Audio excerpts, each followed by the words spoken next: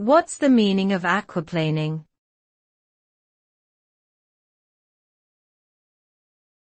Aquaplaning.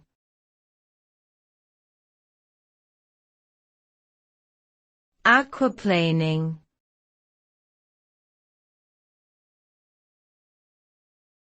Aquaplaning.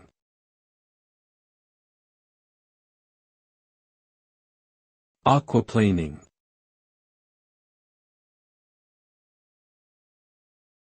Aquaplaning, also known as hydroplaning, is a dangerous situation that occurs when a vehicle's tires come into contact with a wet surface and are unable to displace the water. This causes a layer of water to form between the tires and the road surface, leading to a loss of traction and control. The result is a loss of steering, braking, and acceleration capability, which can lead to accidents and collisions. It is important for drivers to maintain a safe speed and properly inflated tires to minimize the risks of aquaplaning in wet conditions.